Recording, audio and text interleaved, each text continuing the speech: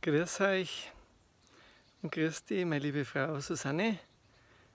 Ich habe ein kleines Liebesgedicht für dich. Ich brauche nicht viel zum Glücklichsein. Am Waldesrand ein Haselstrauch, die gute Luft vom Westen her und die Sonne, die scheint mir auf den Bauch. Ich brauche die Freiheit der Natur und Frieden in meinem Hirn. Mir scheint die Sonne heint aus dem Arsch. Die Liebe steht mir auf der Stirn. Ich brauche heut nur viel Zärtlichkeit, sonst bin ich ganz bei mir.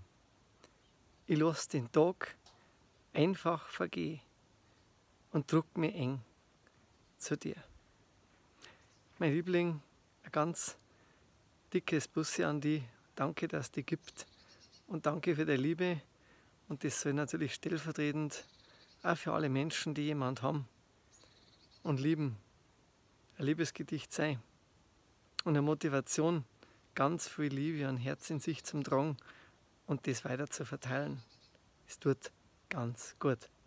Pfiat euch.